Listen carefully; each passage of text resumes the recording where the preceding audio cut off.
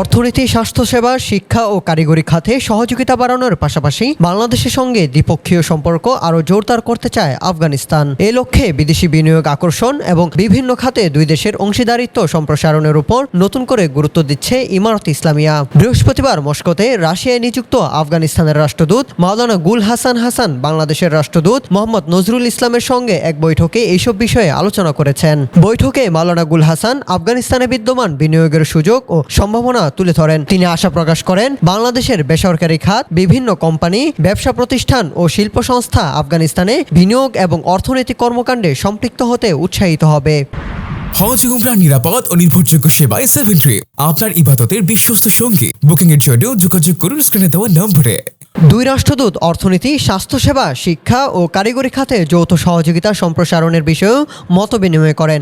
একই সঙ্গে তারা দ্বিপক্ষীয় সম্পর্ক আরও শক্তিশালী করা এবং যৌথ উদ্যোগ এগিয়ে নেওয়ার গুরুত্বের উপর জোর দেন। আফগান দূতাবাস জানিয়েছে, অর্থনৈতিক সম্পৃক্ততা ও আঞ্চলিক সহযোগিতা বাড়ানোর বৃহত্তর অংশ হিসাবে উভয় পক্ষ পারস্পরিক স্বার্থ সংশ্লিষ্ট খাতগুলোতে সহযোগিতা আরও গভীর করার প্রয়োজনীয়তার উপর গুরুত্ব আরোপ করেছেন। পাশাপাশি তারা দুই দেশের মধ্যকার সম্পর্ক আরও সম্প্রসারণের অঙ্গীকার পুনর্ব্যক্ত করেন।